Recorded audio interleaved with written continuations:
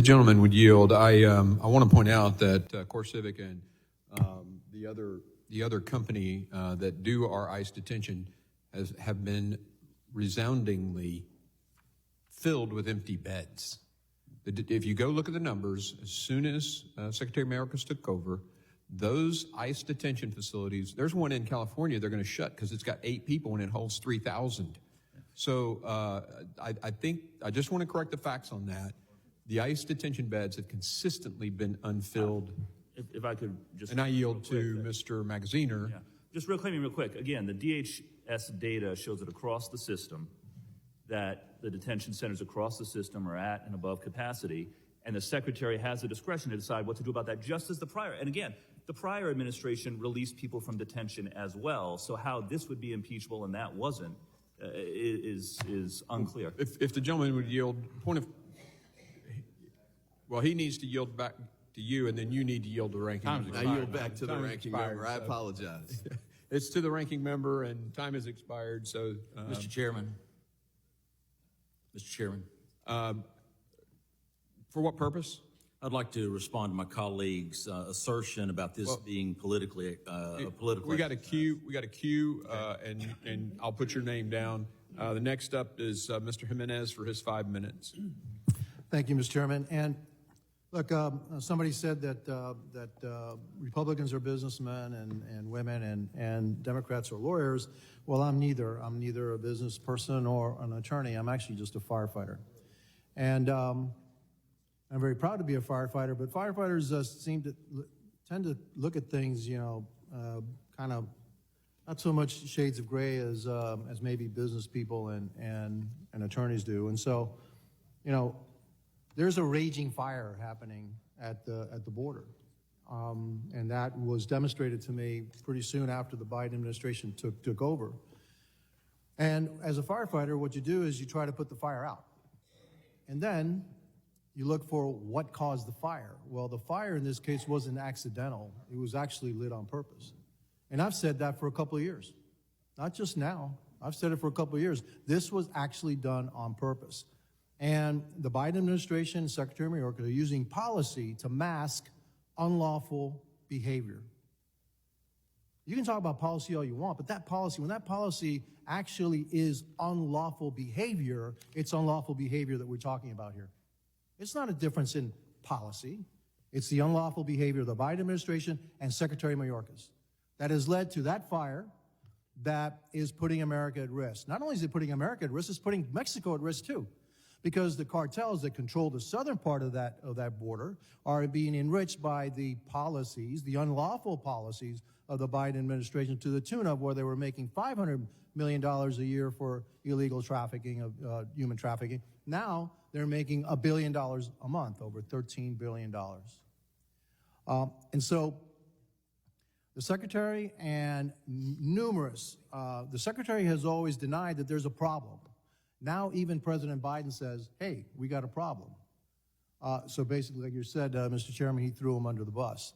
But we've had witness after witness after witness saying, hey, we've told the Secretary what he had to do in order to stem the flow of illegal migration into the United States. And as my colleagues so demonstrated, that spike didn't happen during the Trump administration. It happened in February of 2021, right after President Biden and Secretary mayorkas changed the policy, which was a clear violation of the law and clearly contrary to the will of this Congress. The only remedy that we have is impeachment. For the opposing side to say, no, we can't, it's discretion. So if we write a law that says, hey, you have to paint that thing blue, and they decide to do it red, and then, well, that's just discretion. No.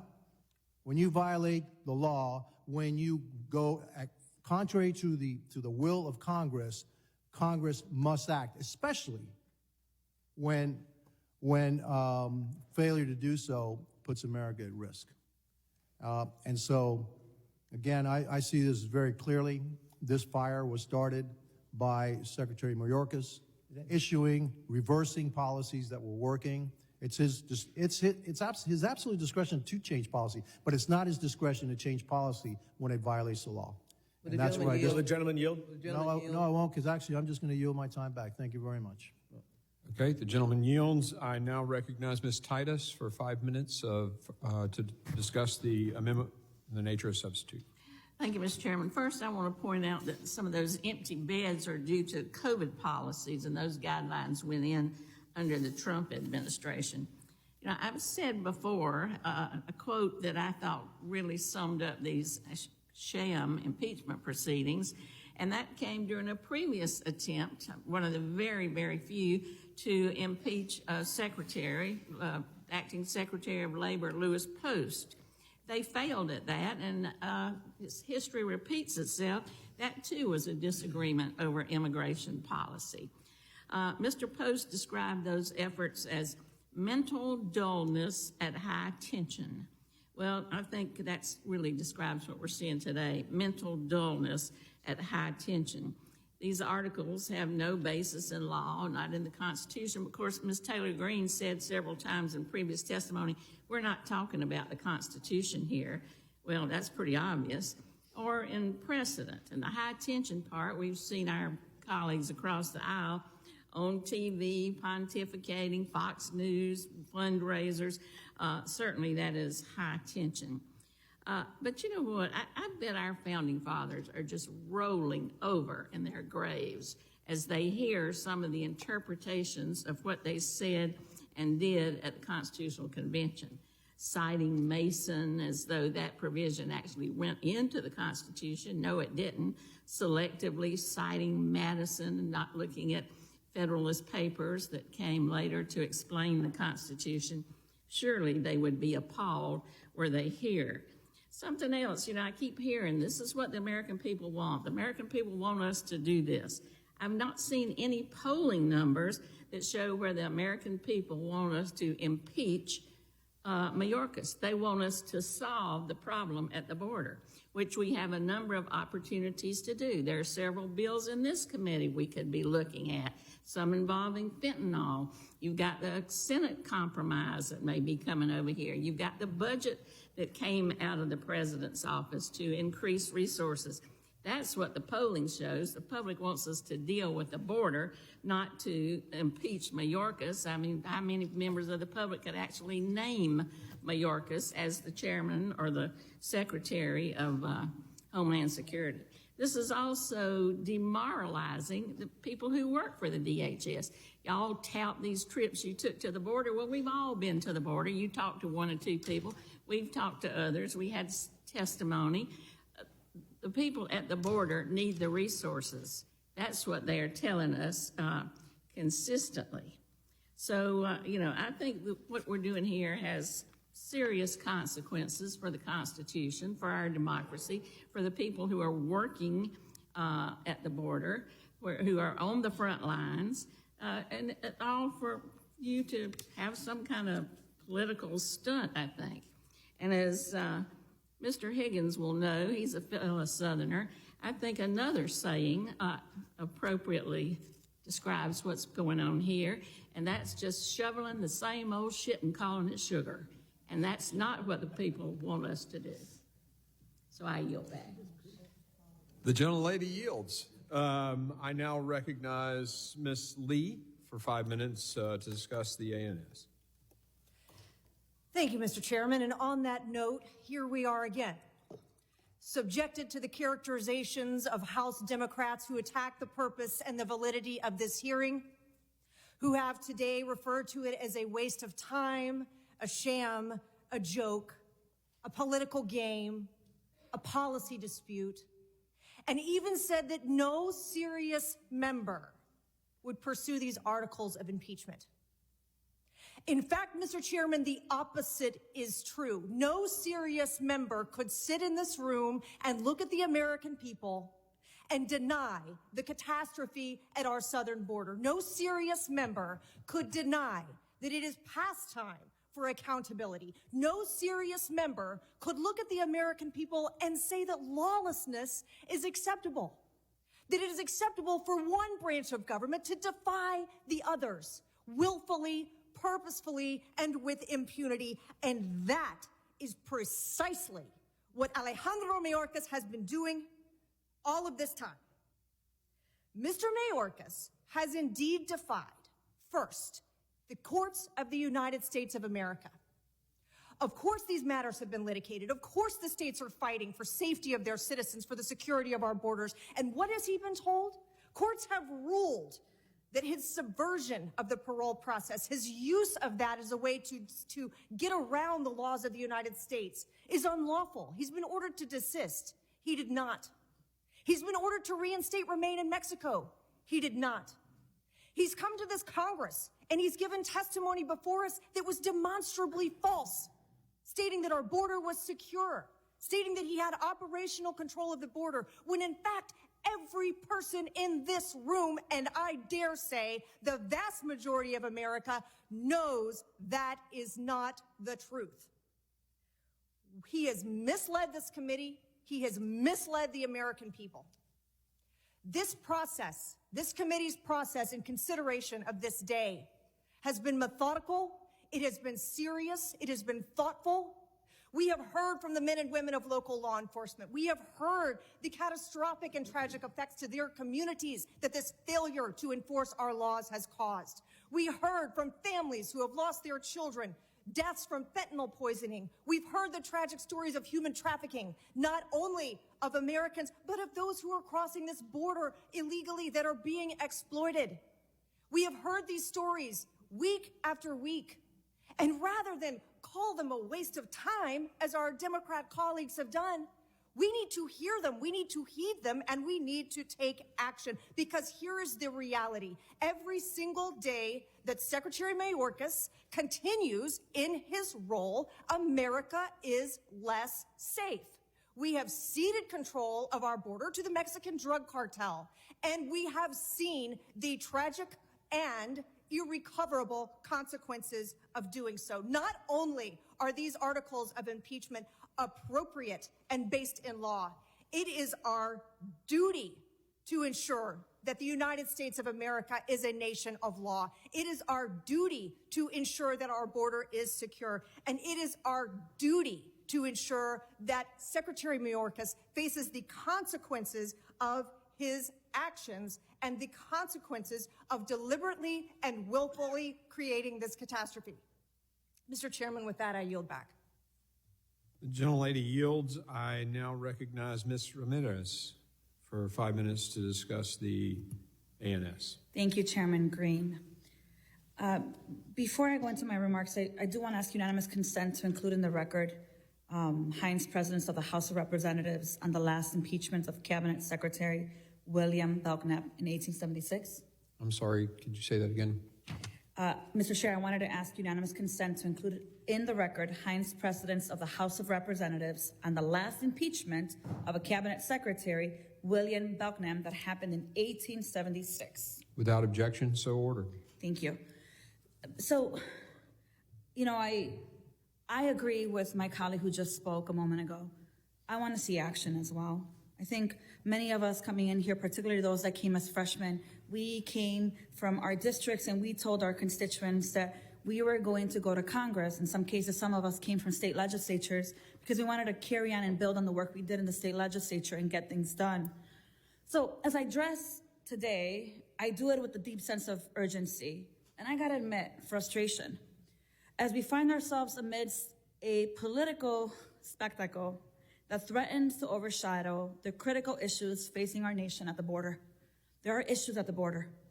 But the call for the impeachment of Homeland Security Secretary Alejandro Mayorkas is not only misguided, but it also distracts us from finding natural and practical policy solutions to the humanitarian crisis within our borders. For more than 17 hearings, and for those of you that have been here through all of these hearings, you know, we've heard colleagues on the other side of the aisle talk about how worried they are about the open borders and how it's hurting our communities. Once in a while, some of our colleagues have even mentioned it hurts asylum seekers. Yet instead of working on solutions to these horrible and painful realities, Republicans continue using our pain for their political theater. My colleagues say they care about the pain of our communities. I've heard them say it. They cared so much that back in January 18th, they brought mothers who lost their children just to parade their pain in front of cameras. Republicans lied to those mothers and told them that Secretary Mayorkas was going to be present during the hearing. Even when they had knowledge that he was not going to be here, he had asked for a date that was agreeable for the committee and him. They knew he wasn't going to be here, but they told him he would be. My colleagues say they care about thousands of migrants fleeing their homes, dying in the Rio Grande, and being inhumanely denied asylum, yet they celebrate draconian laws that are put in place by Republican governors. See, folks, there's dissonance between what you say and what your actions are.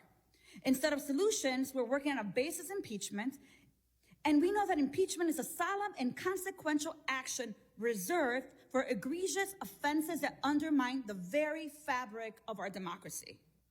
The charges against Secretary Mayorkas of willful and systemic refusal to comply with the law and breach of public trust lack the substance required for such a drastic measure. So let us refrain from allowing political posturing to supersede the crucial work ahead.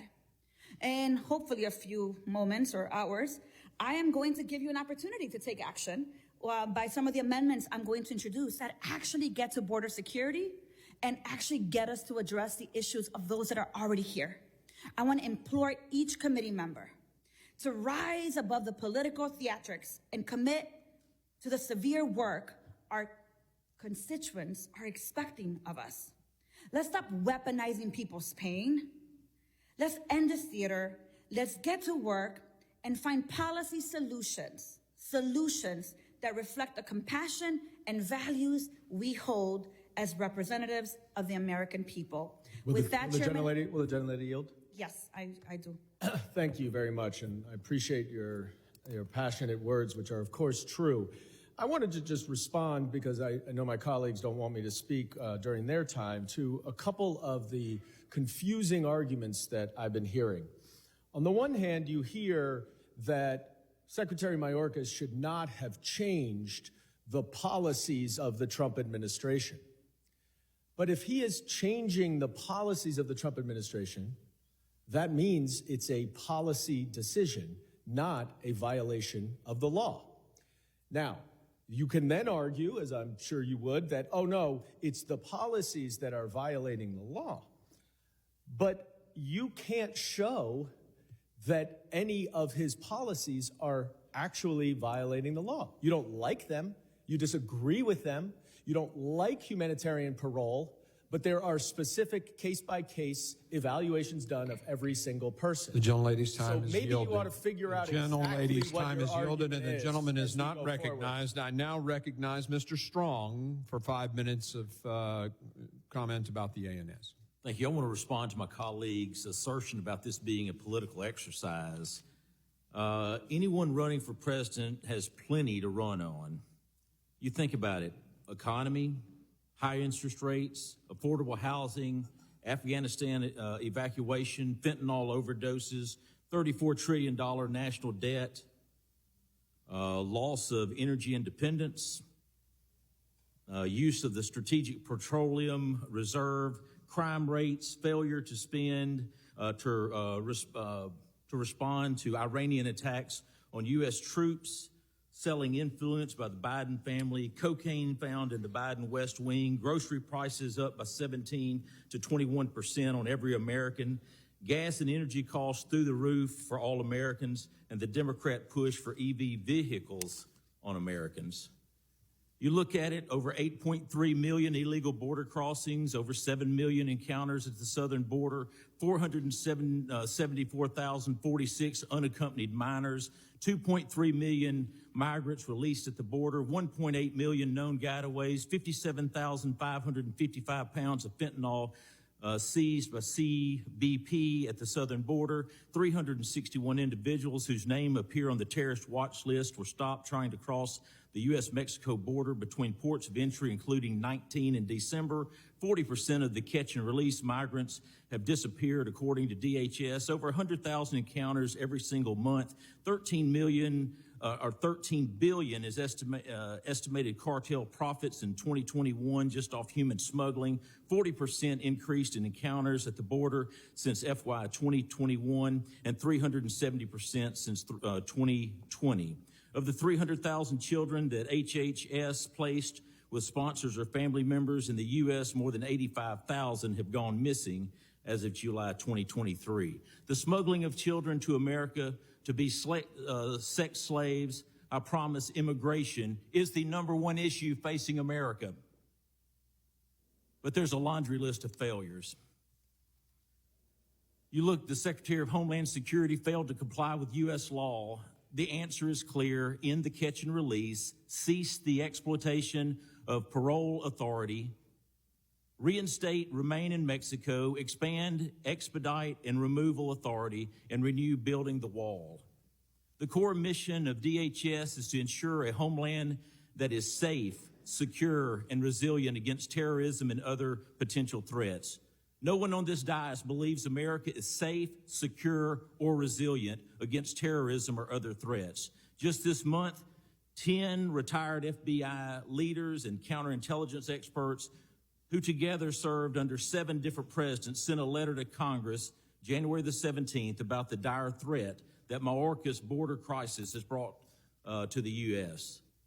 They wrote in part, it would be difficult to overstate the danger represented by the presence inside our borders of what is comparatively a multi-division army of young single adult males from hostile nations and regions whose background intend to do damage to America. You think about it, they're not just coming from a couple of different countries. They're coming to America from 160 different countries. They're flying into Mexico to come across, and they're coming from everywhere in this world. It is unacceptable, and I'll promise you the people of America have had all they can stand. Mr. Chairman, I yield back. The gentleman yields. I now recognize Mr. Payne for 5 minutes to discuss the ANS. Thank you, Mr. Chairman.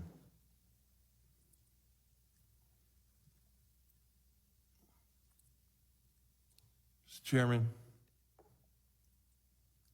I strongly oppose the articles of impeachment offered by the majority here today.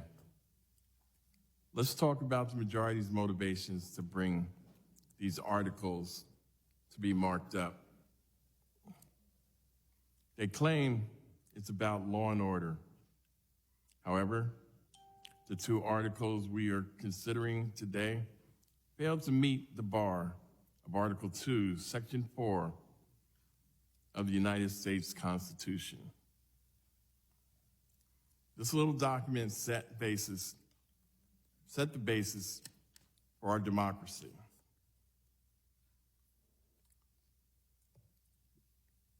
This document here, at times I wonder if some of you have even looked at this. But if need be, I can have one sent to your office. Article 2, Section 4 states the President, Vice President, and all civil officers of the United States shall be removed from office on impeachment for conviction of treason. Is there any indication that Secretary Mayorkas has committed treason? Bribery. Has there been any indication that Secretary Mayorkas has accepted money for illegals coming across the border? High crimes and misdemeanors. Nothing applies in Section 2. And you can continue to dismiss it in the Constitution. It's interesting how we can ignore the Constitution at times, but then when it presents itself to your need, that you cite it. The accusations levied against Secretary Mayorkas in these articles amount to nothing but more than policy disagreements. Then let's work on policy. Let's work on policy. If there's a problem, let's give let's give Secretary Mayorkas the tools that he needs. But you're unwilling. The Senate Republicans are willing to work with it, but you got the dictator for one day telling you not to go along with it. There simply isn't anything regarding treason, bribery, or high kinds of misdemeanors. In his role, Secretary Mayorkas has carried out his duties and responsibilities with unwavering dedication to the public trust. Now, you may disagree with that, so then let's have that discussion. Let's work on the policy that will make it better. He has not broken the law, and he has not done the best he can to keep order, given the tools that the majority has provided him with in terms of resources and tools to humanely address the issues along the southern border. It is not about the law and order, then maybe it's about policy. As Democrats, we have laid out over the past few hearings, impeachment is a political tool that will fail to solve any issues that requires a policy-based solution. Once Mayorkas is gone, does that mean everything is okay? Is that the real issue? Or do problems persist? This is nothing more than a political stunt on an issue that requires a serious policy solution. Building a wall with taxpayer dollars is not a serious policy solution. Closing our borders in an attempt to ensure no immigrants seeking asylum comes in is not a serious policy solution. Starving our Border Patrol personnel of resources they need to protect the homeland is not a serious policy solution. We should come together and find reasonable, humane, and equitable proposals to address this complex issue and put forth a serious policy solution that upholds our values as a country and a society. Instead, we have Chairman Green and Marjorie Taylor Greene and the other members on the Gentleman's majority time has seem to expired. believe impeaching Senator The Mayorkas gentleman's time has expired. is an action that will fix I the now, issue the gentleman is not recognized. the I now southern border. recognize Mr. Gonzalez.